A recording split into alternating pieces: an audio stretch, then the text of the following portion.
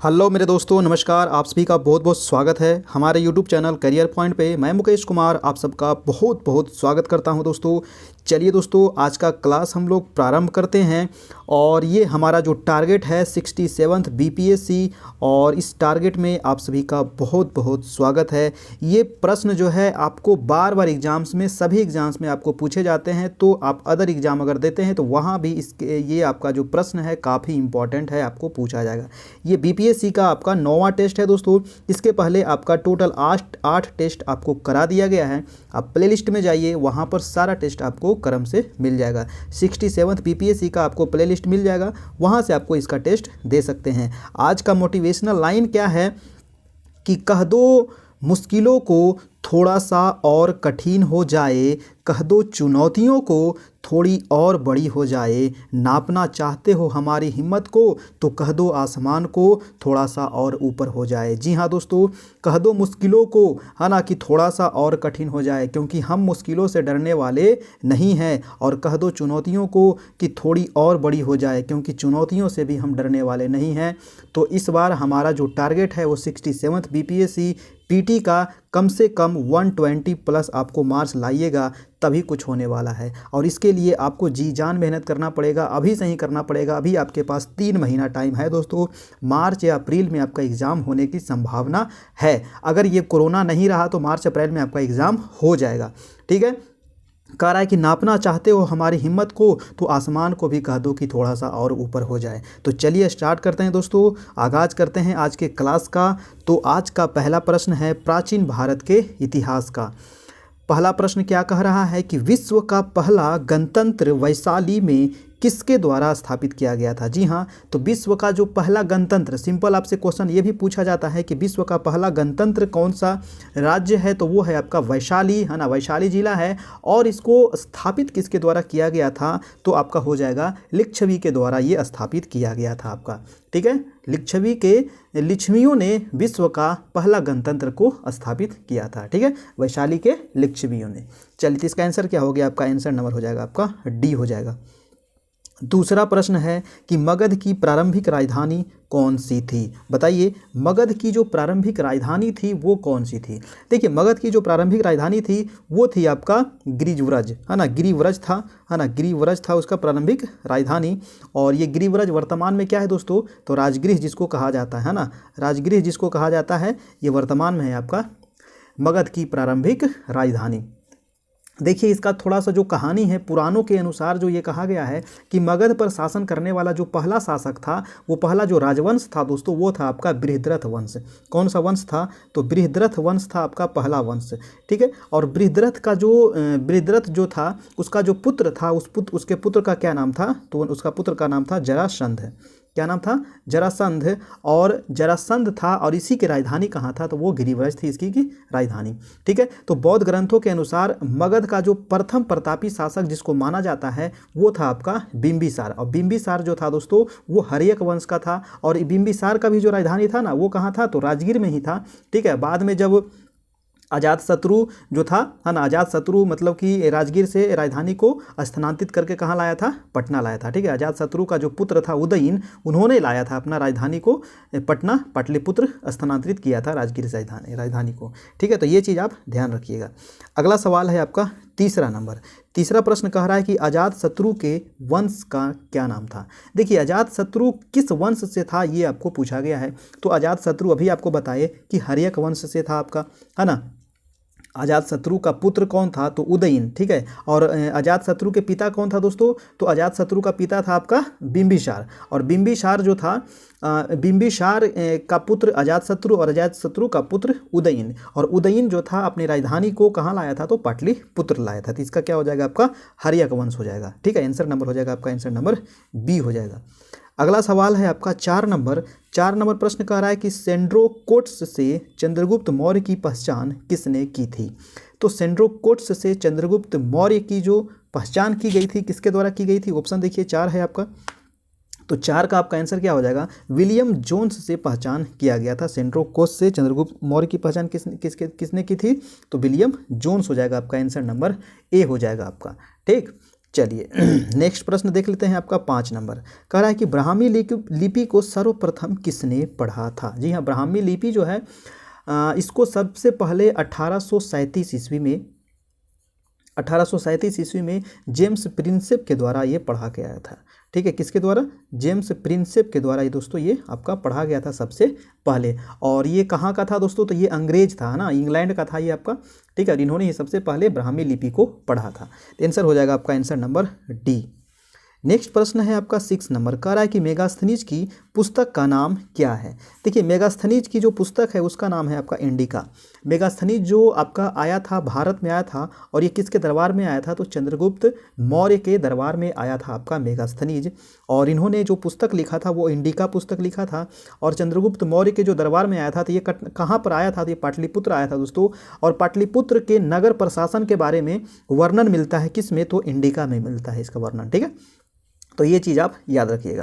तो इसका आंसर हो जाएगा, आंसर नंबर हो जाएगा आपका डी नंबर।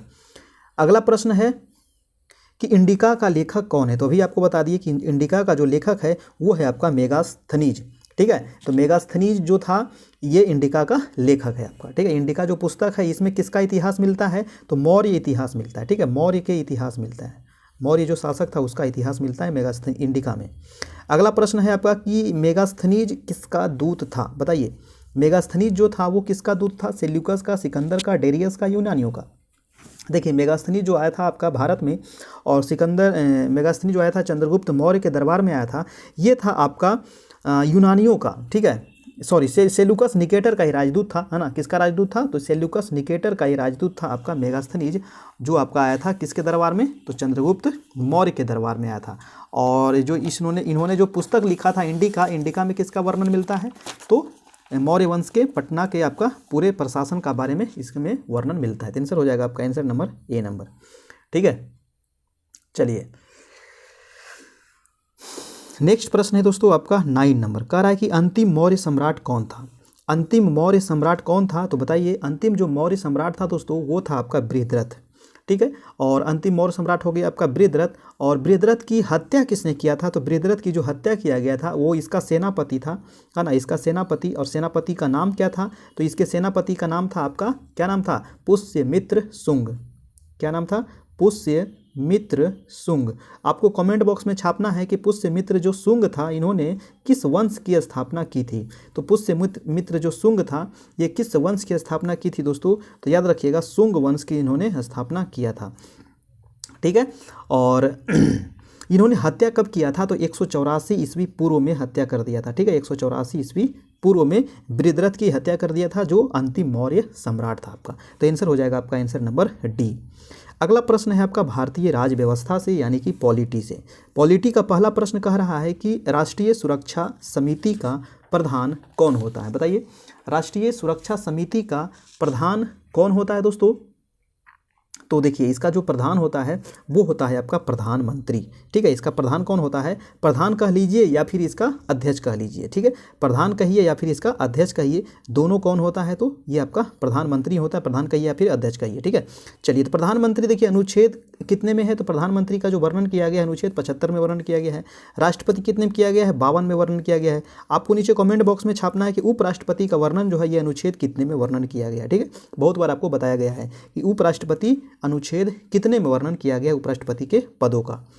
नेक्स्ट सवाल है आपका 11 नंबर।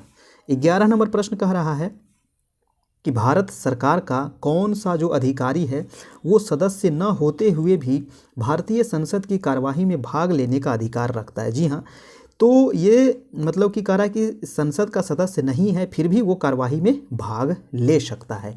वो कौन सा अधिकारी होता है दोस्तों? तो वो होता है अटॉर्नी जनरल। ठीक है, कौन होता है? अटॉर्नी जनरल होता है। और अटॉर्नी जनरल का जो उल्लेख किया गया है ये अनुच्छेद कितने में किया गया है? ये क्वेश्चन आपको बार बार पूछा जाता है। ठीक है, तो अटॉर्नी जनरल का जो उल्लेख किया गया है ये अनुच्छेद 76 में इसका वर्णन मिलता है। और इसकी जो नियुक्ति की जाती है ये किसके द्वारा की जाती है? तो राष्ट्रपति के द्वारा इसकी नियुक्ति की जाती है।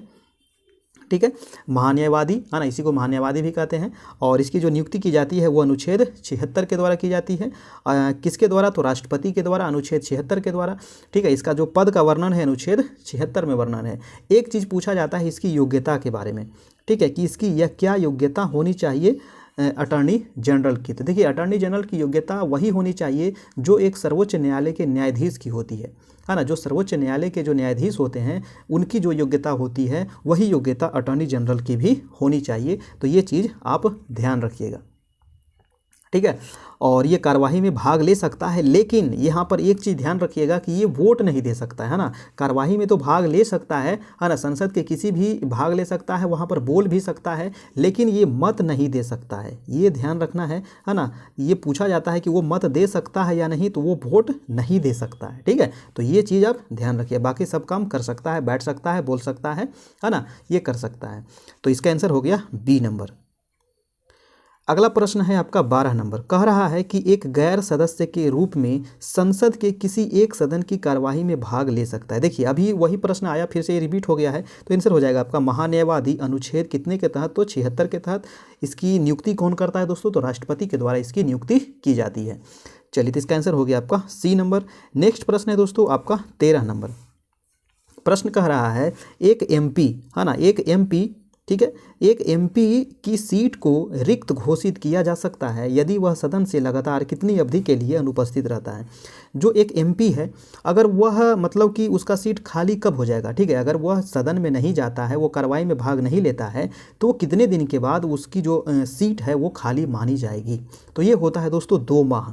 कितना होता है, 2 माह यानी कि 60 दिन, ठीक है। कितना दिन अगर पूछ लिया जाए तो 60 दिन, माह पूछे तो 2 माह। तो यहाँ आंसर हो जाएगा आपका बी नंबर, यानी कि 2 माह यानी कि 60 दिन वो अगर वह अनुपस्थित रहता है तो वो सीट क्या मान लिया जाता है, रिक्त मान लिया जाता है। देखिए यहाँ पर 2 चीज़ आपको पूछा जाता है। क्या पूछा जाता है, देखिए ऐसा तो आपका संसद में भी होता है और राज्य विधानमंडल में भी होता है, ठीक है। तो अगर संसद में, ठीक है, अगर संसद में कोई जो एमपी है वो अगर 2 माह तक अगर वो अनुपस्थित रहता है तो अनुच्छेद 101 के तहत, और अगर राज्य की बात करें, अगर राज्य विधानमंडल में अगर अनुपस्थित रहता है तो अनुच्छेद 190 के तहत वो सीट क्या माना जाता है, खाली माना जाता है। संसद में 101 के तहत और राज्य में 190 के तहत।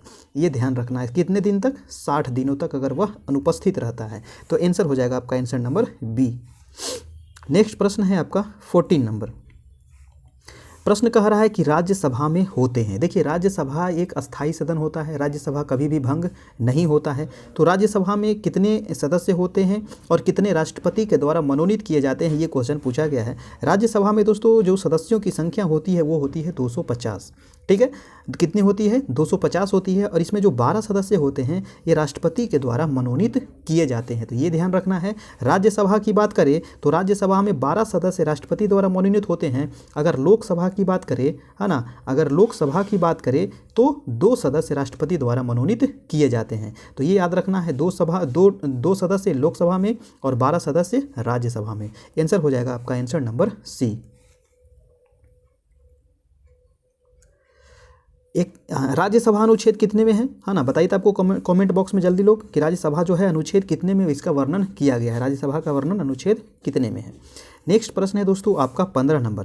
कह रहा है कि हमारे संविधान के अनुसार राज्यसभा का कार्यकाल कितने वर्ष का होता है। जी हाँ, अभी आपको बताए कि जो राज्यसभा है ये कैसी सभा है, तो एक अस्थाई है ना। ये कैसी है दोस्तों, तो ये अस्थाई है, यानी कि कभी भी ये समाप्त नहीं होगी, कभी भी ये समाप्त नहीं होगी, है ना, कभी भी ये समाप्त नहीं होती है राज्यसभा, क्योंकि इसका जो 1/3 सदस्य है ना, इसका 1/3 जो सदस्य है प्रत्येक 2 वर्ष की समाप्ति पर सेवानिवृत्त हो जाते हैं, और इसी वजह से ये कभी भी समाप्त नहीं होता है राज्यसभा। आंसर हो जाएगा दोस्तों आपका डी नंबर, यानी समाप्त होने का ये विषय नहीं है, ठीक है। अभी आपको हम क्वेश्चन पूछे थे कि राज्यसभा का जो वर्णन किया गया है ये अनुच्छेद कितने में किया गया है, तो इसका आंसर क्या हो जाएगा, अनुच्छेद 80 में, ठीक है। अनुच्छेद 80 में किसका वर्णन है, तो राज्यसभा का वर्णन है। और अनुच्छेद 79 में किसका वर्णन है, तो संसद का वर्णन है। अनुच्छेद 81 में किसका वर्णन है, तो लोकसभा का वर्णन है, ठीक है। तो संसद हो गया, राज्यसभा हो गया और लोकसभा हो गया, ये तीनों याद रखिएगा, 79, 80 और 81, ठीक है। 79 संसद, 80 राज्यसभा, 81 लोकसभा आपका, ठीक है। और ये जो राज्यसभा है हमारा, इसमें राष्ट्रपति के द्वारा कितने सदस्य मनोनीत होते हैं, तो 12 सदस्य मनोनीत होते हैं। और आपका राज्यसभा कभी भी भंग नहीं होता है, ठीक है। तो ये सब चीज़ें आप ध्यान रखना है। चलिए तो इसका आंसर हो गया आपका आंसर नंबर डी। अगला जो प्रश्न है दोस्तों वो है आपका भूगोल का। तो चलिए देखते हैं विश्व के भूगोल से संबंधित कुछ महत्वपूर्ण प्रश्न। पहला प्रश्न कह रहा है कि माउंट एटना क्या है। जी हाँ, काफ़ी इंपॉर्टेंट प्रश्न है और ये प्रश्न जो है छपने वाला प्रश्न है, बहुत बार आपको पूछा गया है एग्ज़ाम में। ठीक है, हर एक एग्ज़ाम में पूछा गया है कि माउंट एटना आखिर है क्या। देखिए, माउंट एटना जो है ना एक ज्वालामुखी है। क्या दोस्तों, तो एक ज्वालामुखी है। ठीक है, याद रखिएगा ये क्या है, तो माउंट एटना जो है आपका एक ज्वालामुखी है। और ये कहाँ का ज्वालामुखी है, तो ये इटली में पड़ता है। ठीक है, ये कहाँ है, तो ये पड़ता है इटली में। और इटली में कहाँ है दोस्तों, तो इटली में है दोस्तों सिसिली द्वीप पर। ठीक है, याद रखना है किस द्वीप पर ये स्थित है, तो सिसिली द्वीप पर स्थित है इटली में। ठीक है, और इटली कहाँ पड़ता है, तो आपको यूरोप महादेश में पड़ता है इटली, सिसिली द्वीप पर स्थित है। इसकी ऊंचाई कितनी है, ऊंचाई याद रखिएगा 3350 मीटर इसकी ऊंचाई है। ठीक है, 3350 मीटर इसकी ऊंचाई है। और ये कैसा ज्वालामुखी है, तो ये है आपका सक्रिय।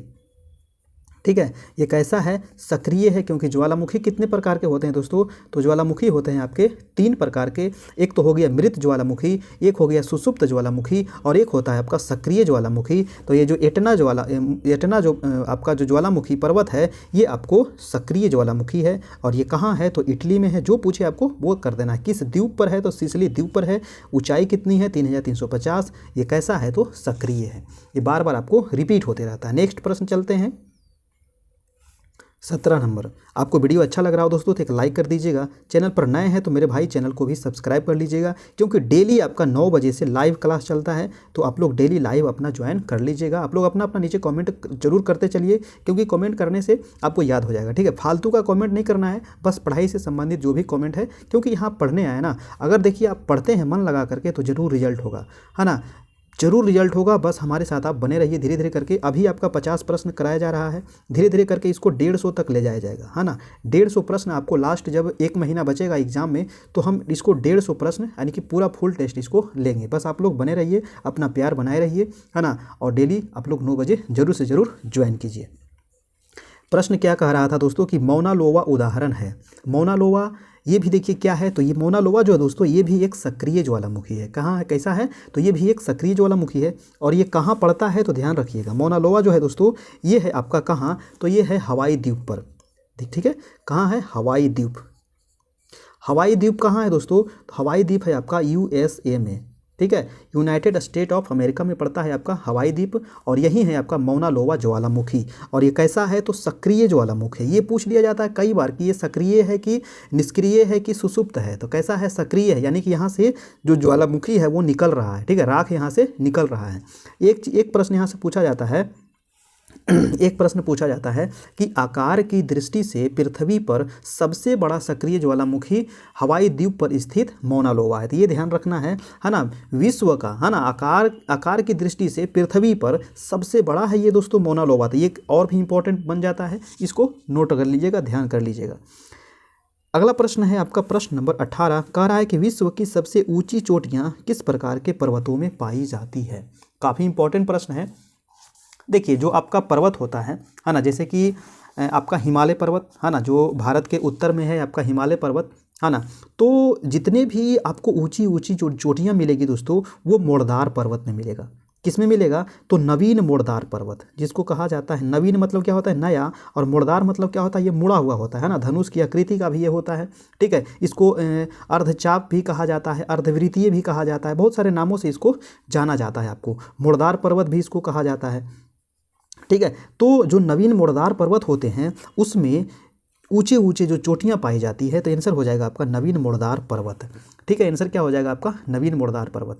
ऐसा मतलब कि जो हमारा हिमालय पर्वत है ना, जो आपका हिमालय पर्वत है ना, जो हिमालय पर्वत है जिसकी 3 श्रेणियां हैं। ठीक है, तो इसमें कह रहा है कि दुनिया की 10 सबसे ऊंची ऊंची चोटियां कहाँ पड़ती है, तो हिमालय में ही पड़ती है। अगर आप दुनिया की 10 सबसे ऊंची ऊंची चोटियां देखिएगा, जैसे कि माउंट एवरेस्ट हो गया, कंचनजंगा हो गया, नंदा देवी हो गया, है ना, तो मकालू हो गया, तो जितने भी ऊंची ऊंची जो चोटियां हैं 10, है ना, अगर 10 पूरे विश्व की बात किया जाए तो 10 जो है कहाँ पड़ता है दोस्तों, तो माउंट एवरेस्ट में पड़ता है। माउंट एवरेस्ट की ऊंचाई कितनी है, तो 8850 मीटर, क्योंकि 2 मीटर ये आपका बढ़ चुका है, पहले था 48 मीटर। ठीक है। 8,848 था, लेकिन अभी हो गया है 8,850 मीटर, याद रखिएगा। ठीक है। तो जितने भी नवीन मुर्दार पर्वतें हैं उसकी जो चोटियां होती है वो ऊंची ऊंची होती है। जैसे कि रॉकीज पर्वत, रॉकीज पर्वत कहाँ है दोस्तों? तो ये उत्तरी अमेरिका में पड़ता है, वो भी आपका मुर्दार पर्वत है ना। एंडीज पर्वत भी जो दोस्तों है वो भी आपका मुर्दार पर्वत है, जो दक्षिण अमेरिका में पड़ता है। तो ये चीज़ आप ध्यान रखना है। अगला है आपका 19 नंबर प्रश्न, कह रहा है कि विश्व की सर्वाधिक लंबी पर्वत श्रृंखला कौन सी है? जी हाँ, लंबी कह रहा है ना, यानी कि लंबा कौन सा पर्वत श्रृंखला है? तो आप देखिए दक्षिण अमेरिका आप देखे होंगे। ठीक है, एक मिनट देखिए, दक्षिण अमेरिका जो महादेश है दोस्तों, ये है आपका दक्षिण अमेरिका। ठीक है, ये है आपका दक्षिण अमेरिका। और दक्षिण अमेरिका में देखिएगा आप उत्तर से लेकर के दक्षिण तक एक पर्वत का विस्तार है। और ये पर्वत का क्या नाम है दोस्तों? तो इस पर्वत का नाम है आपका एंडीज पर्वत। क्या नाम है इसका? एंडीज पर्वत है। और ये दुनिया की सबसे लंबी पर्वत श्रृंखला है। इसकी लंबाई कितनी है? चलिए बताइए कमेंट बॉक्स में कि आखिर इसकी लंबाई है। किसी को अगर पता है तो फटाक से कमेंट बॉक्स में छाप दीजिए कि एंडीज पर्वत की लंबाई कितनी है। मैं तो आपको बताऊंगा ही। देखिए, अगर दूसरा पूछ लिया जाए, दूसरा है ना, दूसरा सबसे लंबी पर्वत श्रृंखला कौन सी है? तो वो हो जाएगा आपका रॉकीज। क्या हो जाएगा? रॉकीज हो जाएगा दूसरा पर्वत श्रृंखला जो है। ये रॉकीज कहाँ है दोस्तों? तो ये है आपका उत्तरी अमेरिका में। ठीक है, नॉर्थ अमेरिका में है आपका रॉकीज। और इसकी लंबाई कितनी है? तो रॉकीज की जो लंबाई है वो है आपका 4800 मीटर। कितनी लंबाई है दोस्तों? 4800 मीटर है आपका रॉकीज का। और जो हमारा जो हिमालय पर्वत है ना, जो हमारा हिमालय पर्वत है, इसकी लंबाई कितनी है? तो हिमालय की लंबाई है आपका 2500 मीटर। सॉरी, ये किलोमीटर है ना, ये मीटर हो गया, किलोमीटर होगा दोस्तों, है ना। ये सॉरी, एक मीटर कैसे होगा? किलोमीटर है ना। ऊंचाई रहता है ना, ऊंचाई मीटर में होता है, लेकिन यहाँ लंबाई पूछ रहा है ना, तो लंबाई आपका किलोमीटर में होगा, है ना। ये गलती हो गया, थोड़ा सा आप ध्यान रखिएगा। 2500 किलोमीटर ये लंबाई है हिमालय की। और रॉकीज की लंबाई कितनी? 4800 किलोमीटर। और आपका जो एंडीज पर्वत है, एंडीज पर्वत की जो लंबाई है वो है आपका 7200 किलोमीटर। तो ये ध्यान रखना है तीनों की लंबाई। फर्स्ट हो गया आपका एंडीज, सेकेंड हो गया आपका रॉकीज, और थर्ड हो गया आपका हिमालय पर्वत। ठीक है, चलिए, तो इसका आंसर हो गया आपका बी नंबर। नेक्स्ट है आपका 20 नंबर प्रश्न, कह रहा है कि कोकोस प्लेट किसके मध्य पाई जाती है? देखिए, हमारी जो पृथ्वी है दोस्तों, ये बहुत सारी मिलकर के प्लेटों से बनी हुई है ना, बड़े बड़े प्लेटों से मिल करके बनी हुई है। जैसे कि अफ्रीकन प्लेट, आपका अमेरिकन प्लेट हो गया, दक्षिण अमेरिका प्लेट हो गया, है ना। तो ये बहुत सारी बड़े बड़े प्लेटों से मिल करके बनी हुई है। तो वही आपको पूछ रहा है कि कोकोस जो प्लेट है ये किसके मध्य पाई जाती है? तो आप ध्यान रखिएगा, ये मध्य अमेरिका तथा प्रशांत प्लेट के बीच पाई जाती है। ठीक है, मध्य अमेरिका तथा प्रशांत प्लेट के मध्य पाई जाती है। आंसर हो जाएगा दोस्तों आपका आंसर नंबर ए। नेक्स्ट प्रश्न है आपका 21 प्रश्न कह रहा है कि संयुक्त राज्य अमेरिका का रस्ट बाउल निम्नलिखित में से किस प्रदेश से संबंधित है? देखिए, वेरी इंपॉर्टेंट प्रश्न है ना। ये प्रश्न कई बार छप चुका है एग्जाम में कि रस्ट बाउल आखिर क्या है, पहले तो ये आपको पता होना चाहिए। देखिए, रस्ट बाउल या फिर रस्ट बेल्ट भी इसको कहा जाता है। ठीक है, तो ये जो है दोस्तों, ये पड़ता है आपको सबसे पहले यूएसए में। कहाँ है ये? यूएसए में है आपका। ठीक है, यूएसए में है। और उत्तरी अमेरिका में कहाँ है दोस्तों? तो उत्तर पूर्वी अमेरिका में है। ठीक है, उत्तरी पूर्वी अमेरिका में पड़ता है आपको रस्ट बाउल क्षेत्र। यहाँ जो ये फेमस किस लिए है? तो लौह उत्पादन के लिए ये फेमस है। किस लिए फेमस है? तो लौह उत्पादन के लिए। ठीक है, किस लिए फेमस है? ये लौह उत्पादन के लिए फेमस है। और ये जो रस्ट बाउल का जो क्षेत्र है ना, ये बहुत सारे क्षेत्रों में फैला हुआ है। ये देखिए, आपको ग्रेट लेक्स वाले प्रदेश में भी ये पाया जाता है। आपको ये आपको पिट्सबर्ग प्रदेश में भी आपको पाया जाता है। तो यहाँ पर देखिए, एक से अधिक यहाँ पर आंसर हो जाएगा। ठीक है, ये रस्ट बाउल जो क्षेत्र पाया जाता है ये एक से अधिक में हो जाएगा। आंसर हो जाएगा आपका आंसर नंबर ई, यानी कि उपयुक्त में से एक से अधिक। ठीक है, तो ये ध्यान रखना है, ये बहुत क्षेत्रों में पाया जाता है। चलिए, ये देखिए मिशिगन वाला क्षेत्र में है, ओहियो पेंसिल्वेनिया वाले क्षेत्र में पाया जाता है आपका, है ना। इंडियाना वाले क्षेत्र में पाया जाता है। तो ये बहुत सारे क्षेत्रों में फैला हुआ है। तो आंसर हो जाएगा एक से अधिक, यानी कि आंसर नंबर हो जाएगा ई। अगला प्रश्न है आपका 22 नंबर, किलिमंजारो है एक वेरी इंपॉर्टेंट प्रश्न। बताइए किलिमंजारो क्या है? देखिए, किलिमंजारो जो है दोस्तों, ऑप्शन देखिए, ऑप्शन में आपको फंसने वाले हैं, क्योंकि यहाँ पर देखिए ऑप्शन ए में क्या दिया है? आग्नेयगिरी, बी है द्वीप, श्रृंगार, नदी। यहाँ पर देखिए किलिमंजारो नहीं द्वीप है, नहीं श्रृंगार है, और नहीं आपका द्वीप है। किलिमंजारो जो है दोस्तों, ये आग्नेयगिरी है। आग्नेयगिरी मतलब क्या होता है? देखिए, आग्नेयगिरी जब ज्वालामुखी क्रिया जब होती है ना, जब फटती है तो जो लावा होता है ना, वो पृथ्वी पे आता है और धीरे धीरे करके क्या हो जाता है, जम जाता है, और उससे जिस चट्टान का निर्माण होता है उसे कहते हैं आग्नेय चट्टान। ठीक है, उससे क्या कहा जाता है, आग्नेय चट्टान कहा जाता है। और गिरी मतलब क्या हो गया, पर्वत, और आग्नेय मतलब क्या हुआ आपका, आग्नेय चट्टान हो गया। तो आग्नेय चट्टान से जिस पर्वत का निर्माण होगा दोस्तों, है ना, तो आंसर क्या हो जाएगा आपका, आग्नेय गिरी। तो किलिमंजारो क्या है, तो आग्नेय गिरी है जो ज्वालामुखी क्रिया से निर्माण हुआ है आपका। और ये कहाँ है, ये काफ़ी इंपॉर्टेंट है। तो किलिमंजारो जो है ये तंजानिया में पड़ता है। ठीक है, कहाँ है दोस्तों, तो ये है आपका तंजानिया में। ठीक है, ध्यान रखिएगा कहाँ है, तंजानिया में है। ठीक है, और तंजानिया, ध्यान रखना, तंजानिया के उत्तर पूर्वी भाग में ये पड़ता है। नेक्स्ट प्रश्न है आपका 23 नंबर। 23 नंबर प्रश्न कह रहा है कि गोबी का मरुस्थल कहाँ है। Very very important. देखिए, गोबी का जो मरुस्थल है ये आपको दो देश में आपको फैला हुआ है। एक तो आपको मंगोलिया में फैला हुआ है, ठीक है, एक तो मंगोलिया में फैला हुआ है और आपका चाइना में फैला हुआ है। मंगोलिया और चीन में ये फैला हुआ है। ठीक है, तो मंगोलिया और चीन के बीच में है आपको गोबी का मरुस्थल, है ना, मंगोलिया और चीन के बीच में है गोबी का मरुस्थल। तो आंसर हो जाएगा आपका चाइना, क्योंकि यहाँ मंगोलिया आपको आंसर नहीं दिया हुआ है, तो आप यहाँ पर चाइना मार के निकल सकते हैं। जैसे कि थार का मरुस्थल, है ना, थार का जो मरुस्थल है दोस्तों ये पाकिस्तान में भी है और भारत में भी है। उसी प्रकार के जो गोबी का मरुस्थल है ये मंगोलिया में भी है और चाइना में भी है, क्योंकि चाइना के ऊपर कौन सा देश है, तो मंगोलिया है ना, और इसके बीच में है आपका गोबी का मरुस्थल। आंसर हो जाएगा आपका चीन। ठीक है, ध्यान रखिएगा। नेक्स्ट प्रश्न है आपका भारतीय अर्थव्यवस्था से। जी हाँ, अर्थव्यवस्था यानी कि हम चलते हैं इकोनॉमिक्स का कुछ सवाल देख लेते हैं यहाँ पर। तो इकोनॉमिक्स में पहला प्रश्न क्या कह रहा है, पहला प्रश्न है कि इकोनॉमिक्स का कि निम्नलिखित में से कौन सा उपागम प्रोफेसर अमर्त्य सेन से संबंधित है। काफ़ी इंपॉर्टेंट, वेरी वेरी इंपॉर्टेंट सवाल है।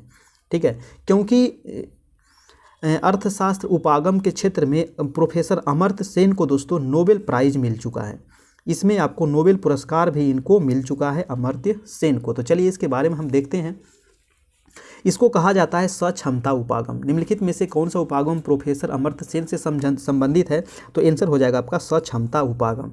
और इसी सक्षमता उपागम के लिए, और इसी को कहा जाता है कल्याणकारी अर्थशास्त्र, है ना, कल्याणकारी अर्थशास्त्र। आपको अब धीरे धीरे समझ में आ रहा होगा, कल्याणकारी अर्थशास्त्र। और इसी के लिए कल्याणकारी अर्थशास्त्र के लिए ही प्रोफेसर अमर्त्य सेन को दोस्तों 1998 ईस्वी में, है ना, 1998 ईस्वी में अर्थशास्त्र का नोबेल प्राइज दिया गया था। ठीक है, इकोनॉमिक्स का नोबेल प्राइज दिया गया था प्रोफेसर अमर्त्य सेन को, जो भारतीय हैं, है ना, ध्यान रखिएगा। प्रोफेसर अमर्त्य सेन को किसके लिए दिया गया था ये नोबेल प्राइज, तो कल्याण अर्थशास्त्र के लिए दिया गया था, जिसको कहा जाता है सक्षमता उपागम। कब दिया गया था, तो 1998 ईस्वी में दिया गया था। ये आपका वेरी वेरी इंपॉर्टेंट प्रश्न है, छपने वाला।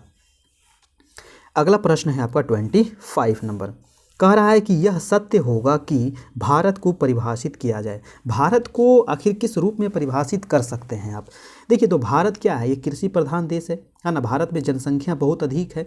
तो आप देख लीजिए, ऑप्शन पढ़िएगा तो इसका जो आंसर जो निकल करके आएगा वो होगा आपका, यानी कि एक श्रम आधिक्य वाली अर्थव्यवस्था के रूप में। क्यों, क्योंकि जो भारत की जो जनसंख्या है ना, भारत की जनसंख्या क्या है, बहुत अधिक मात्रा में भारत की जनसंख्या है। अब तो लगभग की यहाँ पर 130 करोड़ यहाँ पर पार हो गया होगा धीरे धीरे करके, है ना। लेकिन अभी 2021 का तो जनगणना हुआ नहीं, अब देखिए 22 में जनगणना होगा आपका, उसके बाद पता चलेगा आपका।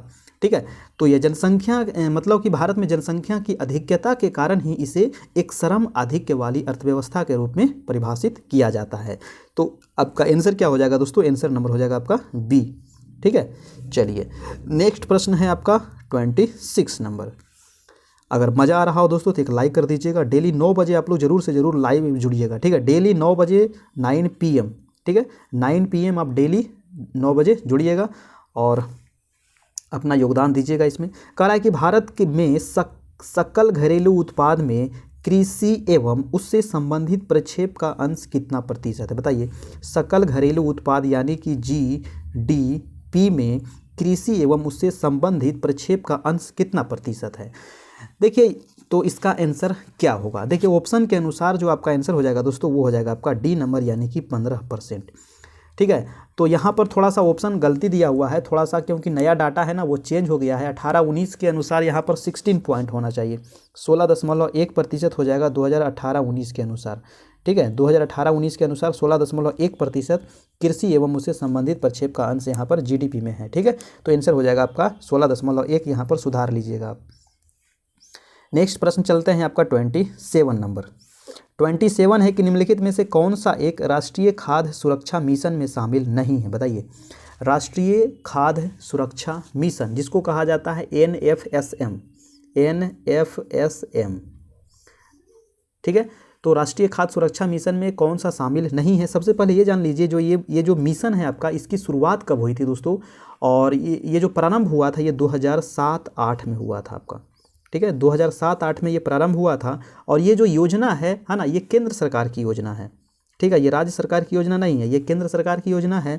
और इसमें कौन सा शामिल नहीं है, तो इसमें तिलहन शामिल नहीं है। ठीक है, इसमें गेहूं है, चावल है, दाल है, ये तीन खाद्यान्न फसलें हैं, बल्कि इसमें तिलहन नहीं इसमें शामिल किया गया है। तो यही क्वेश्चन पूछा गया था, आंसर हो जाएगा आपका, आंसर नंबर ए हो जाएगा। ठीक है, ये केंद्र सरकार की योजनाएं हैं, ध्यान रखना है।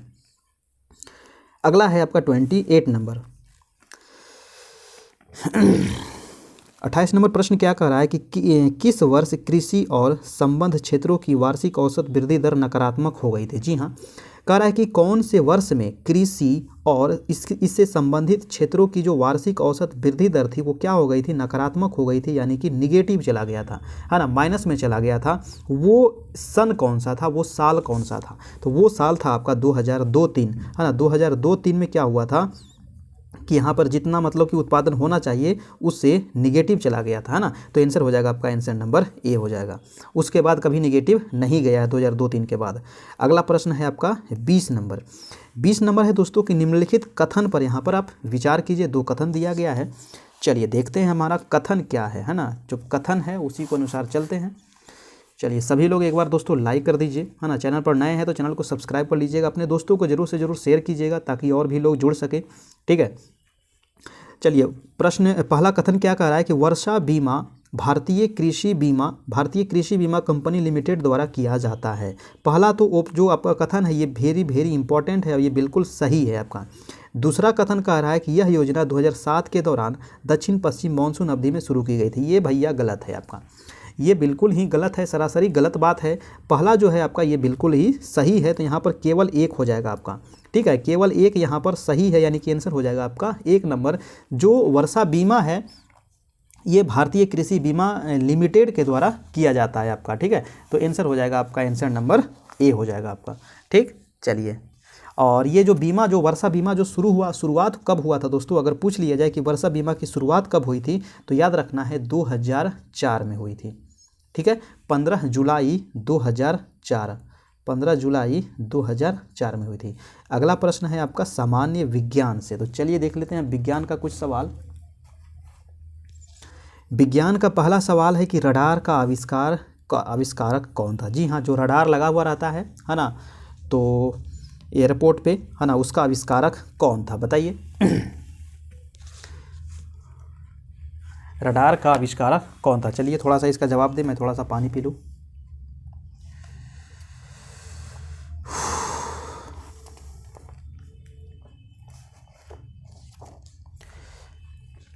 जी हाँ दोस्तों, तो बिल्कुल सही जवाब है रॉबर्ट वाटसन, है ना। रडार का आविष्कारक कौन था, तो रॉबर्ट वाटसन था आपका।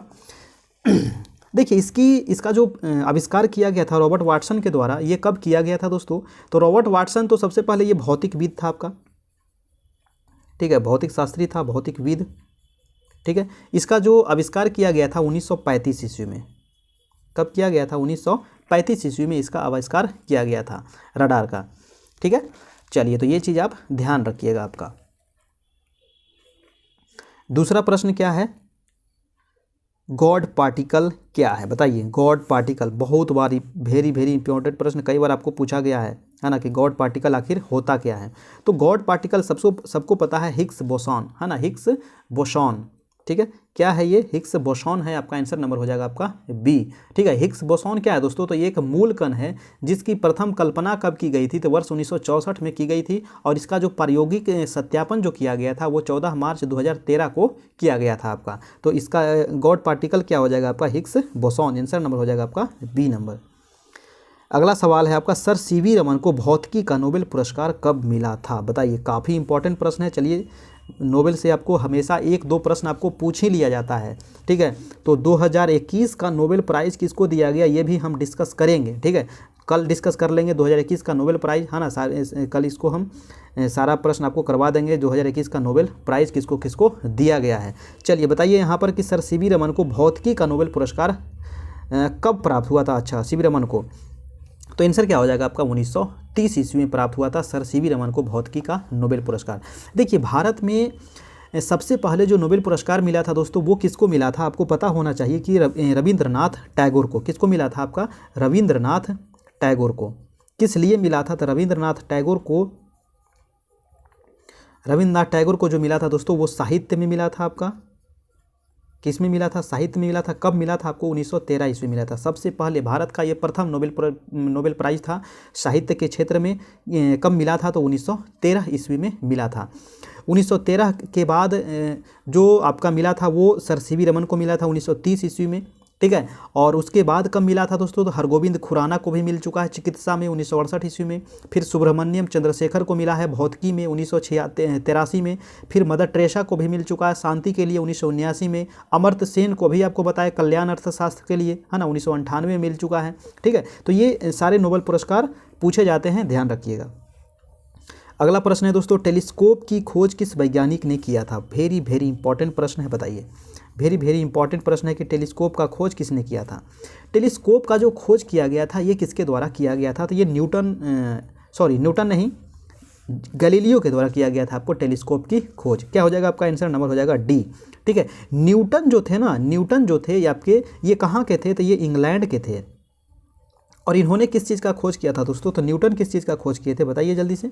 न्यूटन जो खोज किए थे दोस्तों वो गुरुत्वाकर्षण के नियम और गति के सिद्धांत। याद रखना है, वेरी वेरी इंपॉर्टेंट है न्यूटन महोदय जी। ठीक है, गुरुत्वाकर्षण के सिद्धांत।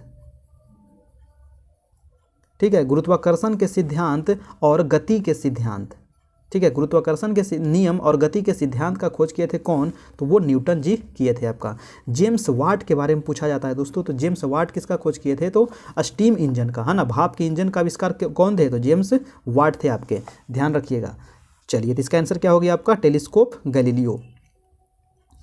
अगला प्रश्न है दोस्तों 34 नंबर की, एक सदी की शुरुआत में हवाई जहाज का आविष्कार किसने किया था? बिल्कुल अच्छा प्रश्न है, बहुत अच्छा प्रश्न है। हवाई जहाज का आविष्कार कौन किया था दोस्तों? तो राइट ब्रदर्स ने किया था। देखिए, हवाई जहाज का जो आविष्कार हुआ था ये कब हुआ था ये भी आपको पता होना चाहिए। तो हवाई जहाज का जो आपका आविष्कार हुआ था ये हुआ था आपका 1903 ईस्वी में। कब हुआ था? 17 दिसंबर 1903 को हुआ था। किसके द्वारा? तो राइट ब्रदर्स के द्वारा। राइट ब्रदर्स जो थे दोस्तों ये यूएसए के थे। कहाँ के थे? यूएसए के थे। और ये 2 भाई थे आपके। ठीक है, 2 भाई थे और इन्होंने ही मिलकर के मतलब हवाई जहाज़ का आविष्कार किया था। और इनका नाम क्या था? ऑरविल और विल्बर। मैं लिख देता हूँ, ऑरविल। ठीक है, और दूसरा का क्या नाम था आपका? विल्बर। ठीक है, तो ये दोनों भाई मिलकर के हवाई जहाज़ की खोज किए थे आपका। नेक्स्ट प्रश्न देखते हैं आपका 35 नंबर। कह रहा है कि 1 माइक्रोन बराबर कितना होता है? बताइए, काफ़ी इंपॉर्टेंट है। 1 माइक्रोन के बराबर कितना होता है? तो सबको पता होना चाहिए कि 1 माइक्रोन बराबर कितना होता है। फटाक से कमेंट कीजिए। 1 माइक्रोन बराबर होता है 10⁻³ ठीक है, 10⁻³ mm। ध्यान रखिएगा। और इसी को हम क्या लिख सकते हैं? 1/1000। इसी को हम क्या लिख सकते हैं? 1/1000, यानी कि आंसर हो जाएगा आपका आंसर नंबर सी। ठीक है, 1 माइक्रोन बराबर। नेक्स्ट प्रश्न है दोस्तों आपका बिहार से संबंधित, अपना बिहार, प्यारा बिहार। चलिए, तो देखते हैं बिहार से संबंधित कुछ महत्वपूर्ण प्रश्न। हमारा अपना बिहार, पहला प्रश्न क्या कह रहा है कि बिहार का कौन सा वो शहर है जो वन्य जीव अभयारण्य और राष्ट्रीय पार्क के लिए प्रसिद्ध है। जी हाँ, वन्य जीव अभयारण्य भी और राष्ट्रीय पार्क के लिए प्रसिद्ध है, वो कौन सा शहर है। हजारीबाग तो होगा नहीं, ये तो बिहार में है नहीं। नालंदा, गया या जमशेदपुर भी नहीं होगा, आपका बचा दो, नालंदा और गया। तो यहाँ पर आंसर हो जाएगा दोस्तों आपका गया। ठीक है, गया में उसका क्या नाम है दोस्तों, तो गौतम बुद्ध अभयारण्य। याद रखिएगा, ये भी पूछ लिया जाता है कि गौतम बुद्ध अभयारण्य कहाँ है ना। तो गौतम बुद्ध जो अभयारण्य है वो पड़ता है आपको बोध गया में। आप गया कहिए या फिर इसी को बोध गया भी कह सकते हैं, है ना, इसको बोध गया भी कह सकते हैं, दोनों एक ही चीज़ है ना, दोनों क्योंकि पास में ही है, सटा सटा। ठीक है, तो इसको गौतम बुद्ध अभयारण्य कहाँ है, तो ये आपका गया में है, वन्य जीव अभयारण्य और राष्ट्रीय पार्क भी है आपका। ठीक है, आंसर हो जाएगा आपका सी नंबर। चलिए, अगला प्रश्न है आपका 37 नंबर, बिहार का। कह रहा है कि निम्नलिखित में से कौन सा स्थान जो है बिहार में वन्य जीव के लिए प्रसिद्ध है। बिहार में वन्य जीव के लिए प्रसिद्ध है तो बोध गया हो जाएगा, है ना। अभी आपको बता दिए गौतम बुद्ध जो है आपका बोध गया में है, आंसर हो जाएगा आपका बी नंबर। नेक्स्ट प्रश्न है आपका 38 नंबर। कह रहा है कि निम्नलिखित में से कौन सा वन्य जीव अभयारण्य बिहार के मुंगेर में स्थित है। वेरी वेरी इंपॉर्टेंट छपने वाला प्रश्न है, क्योंकि मुंगेर वाला बार बार आपको पूछा जाता है। तो मुंगेर में कौन सा अभयारण्य है दोस्तों, ये आपको बताना है। मुंगेर में है आपका भीम बांध। कौन सा है, भीम बांध है आपका मुंगेर में। ये क्वेश्चन आपका छपने वाला है, ध्यान रखिएगा। ठीक है, डबल स्टार इसको लगा लीजिएगा। देखिए वाल्मीकि कहाँ है, तो वाल्मीकि जो अभयारण्य है ये पड़ता है आपको West Bengal, sorry West Champaran में। वेस्ट बंगाल नहीं, वेस्ट चंपारण में पड़ता है आपका। ठीक है, वेस्ट चंपारण में है आपका वाल्मीकि। ठीक है, याद रखिएगा। राजगीर तो आपको पता है नालंदा में पड़ता है ना। गौतम बुद्ध हो गया आपका गया में। ठीक है, बोध गया में। नेक्स्ट प्रश्न चलते हैं आपका। हाँ, 1 मिनट यहाँ पर आप इसको भीम बांध जो ये अभयारण्य है आपका मुंगेर का, इसकी स्थापना कब हुई थी, याद रखिएगा 1976 में।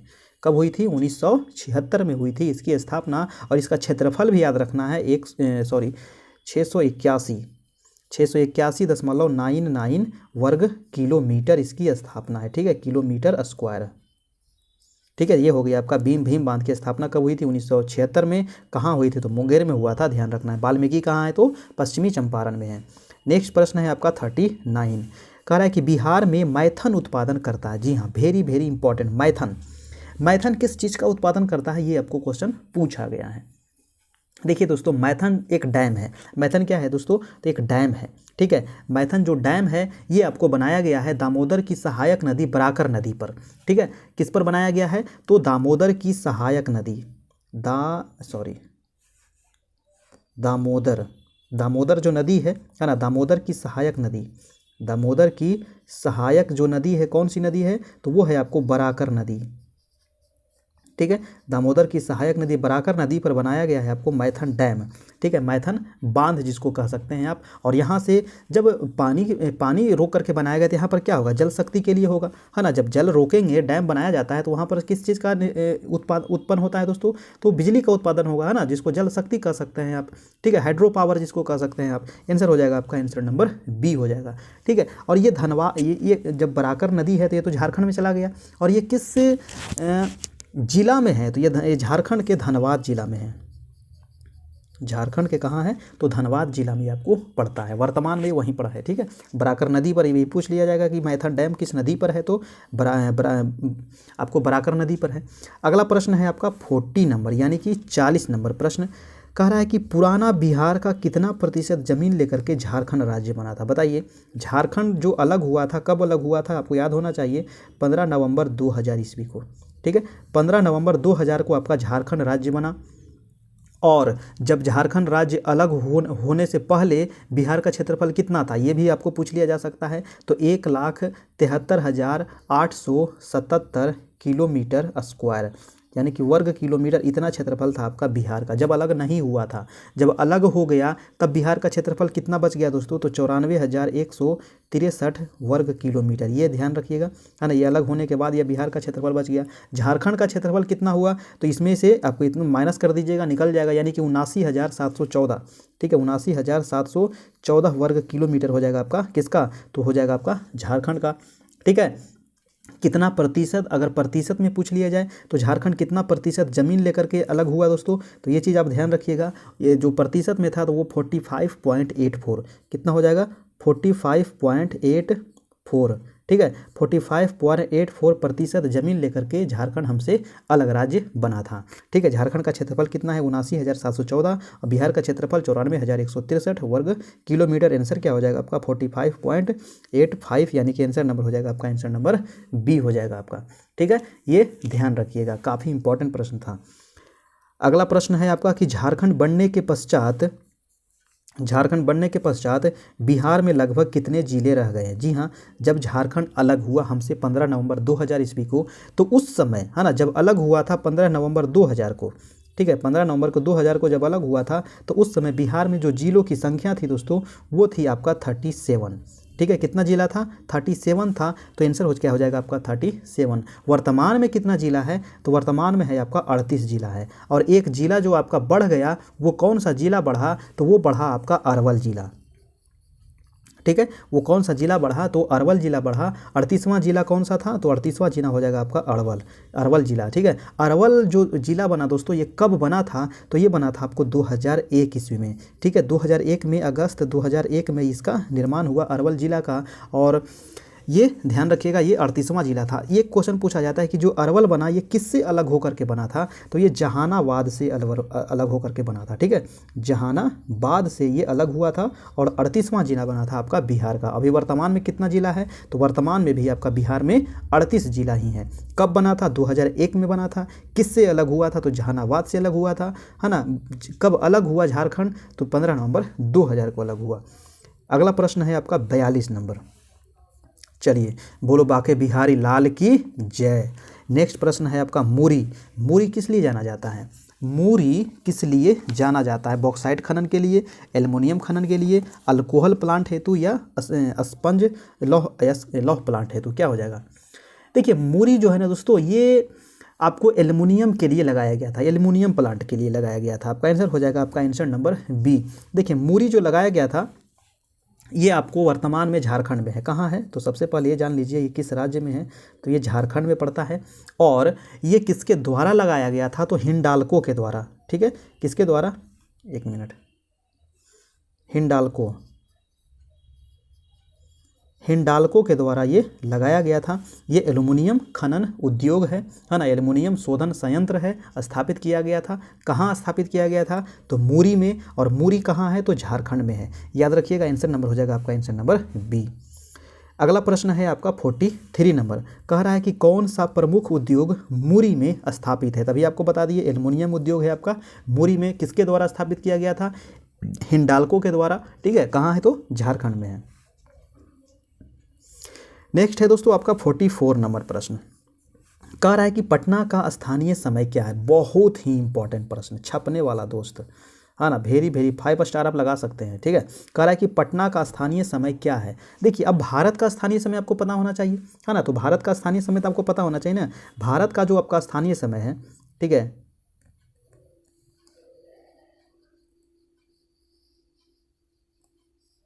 ये रहा आपका भारत। देखे, ये रहा आपका भारत। आप लोग भी इसी प्रकार से भारत बना लीजिए।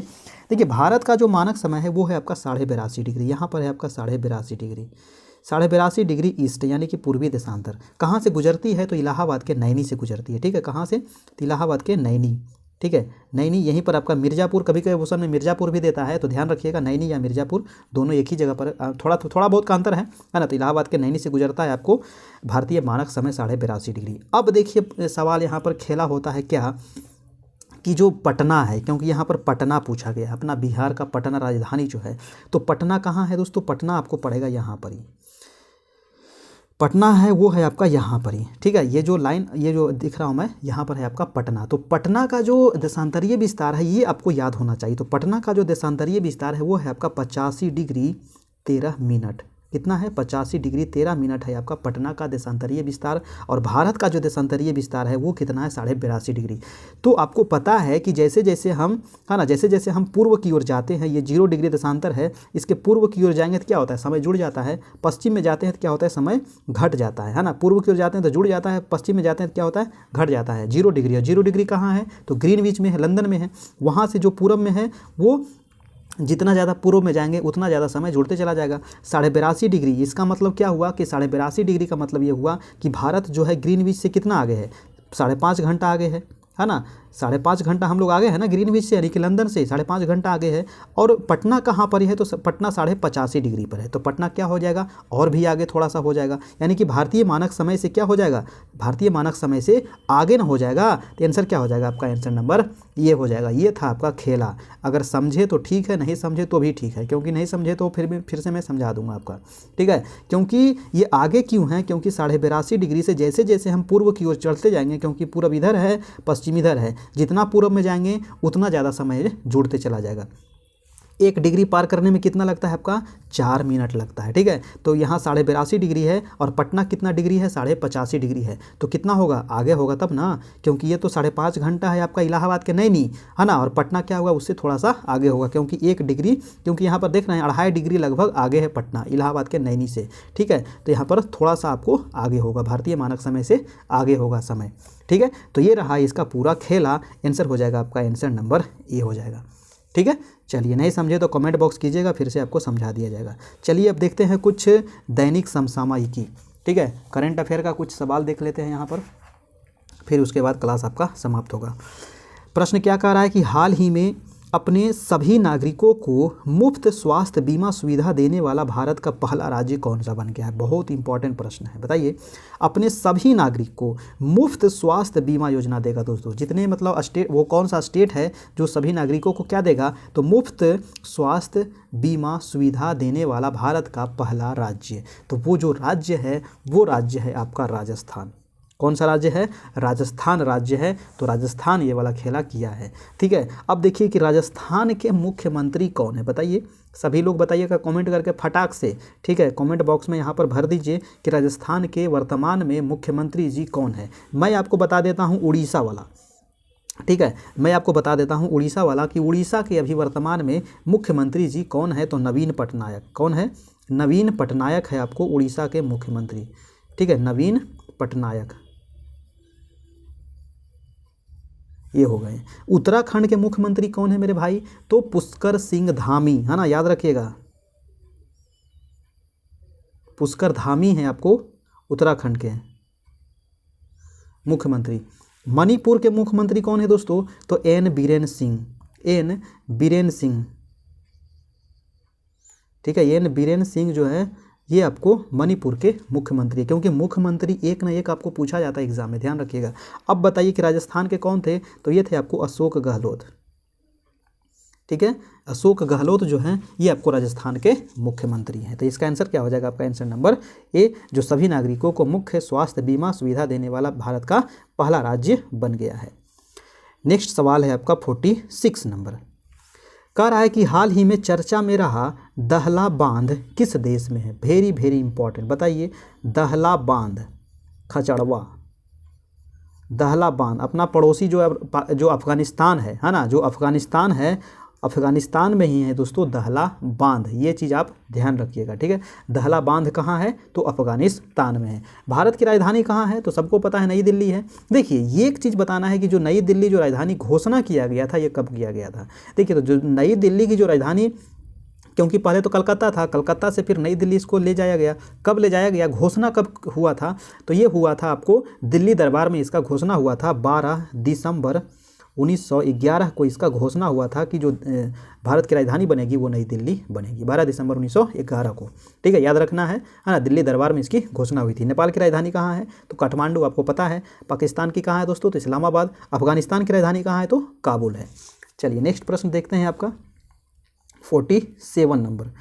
प्रश्न कह रहा है कि भारत तथा किस देश ने द्विपक्षीय व्यापारिक संबंधों को मजबूती देने के लिए 10 वर्षीय रोड मैप का अनावरण किया है। जी हाँ, भारत और वो कौन देश है जो द्विपक्षीय व्यापारिक संबंध को मजबूती देने के लिए, है ना, जैसे भारत है कोई और देश व्यापार में मजबूती देने के लिए 10 वर्षीय रोड मैप तैयार किया है, अनावरण किया है, वो एक देश और कौन है, तो वो है आपका इंग्लैंड, ठीक है। कौन है आपका, इंग्लैंड है, यानी कि यूनाइटेड किंगडम। इंग्लैंड की राजधानी कहाँ है दोस्तों, तो लंदन आपका इंग्लैंड की राजधानी है, ठीक है। और वियतनाम की राजधानी कहाँ है, बताइए, हनोई। वियतनाम की राजधानी कहाँ हो गया, हनोई हो गया आपका वियतनाम की राजधानी। और मालदीव की राजधानी कहाँ हो गया, तो माले, कहाँ है, माले। और कनाडा की राजधानी कहाँ है, तो ओटावा, ठीक है, कहाँ है, ओटावा है आपका कनाडा की राजधानी। नेक्स्ट पर चलते हैं आपका 48 नंबर। कह रहा है 48 नंबर प्रश्न कि प्रतिवर्ष राष्ट्रीय समुद्र दिवस कब मनाया जाता है। वेरी इंपॉर्टेंट, बताइए राष्ट्रीय समुद्र दिवस कब मनाया जाता है। तो 5 अप्रैल को मनाया जाता है आपको राष्ट्रीय समुद्र दिवस। 1 अप्रैल को क्या मनाया जाता है, तो सबको पता होगा क्योंकि मूर्ख दिवस इस दिन मनाया जाता है ना। तो आप लोग भी किसी को अगर मूर्ख बनाए हैं तो मूर्ख बना सकते हैं, क्योंकि उस दिन है 1 अप्रैल, है ना। 1 अप्रैल को मूर्ख दिवस मनाया जाता है। 2 अप्रैल को क्या मनाते हैं, तो 2 अप्रैल को मनाते हैं दोस्तों विश्व ऑटिज्म जागरूकता दिवस। विश्व ऑटिज्म,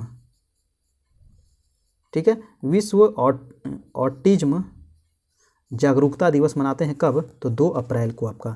5 अप्रैल को क्या हो गया, राष्ट्रीय समुद्री दिवस।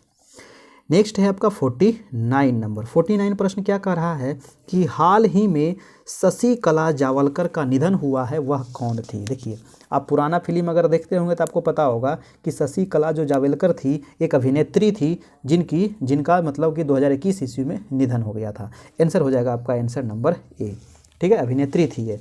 नेक्स्ट प्रश्न है दोस्तों आपका 50 नंबर। 50 नंबर प्रश्न क्या कह रहा है,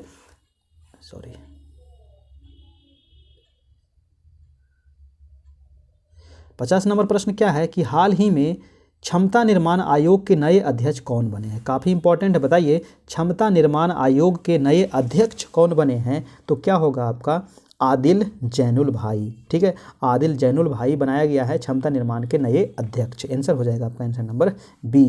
कल क्या सवाल आपसे पूछा गया था दोस्तों, तो कल का सवाल था कि भारत के 48वें मुख्य न्यायाधीश कौन नियुक्त हुए हैं। बताइए भारत के 48वें जो मुख्य न्यायाधीश थे वो कौन थे, तो वो थे आपको NV रमन। कौन थे दोस्तों, NV रमन थे आपके 48वें मुख्य न्यायाधीश नियुक्त हुए हैं, ठीक है। तो आंसर हो जाएगा आपका NV रमन।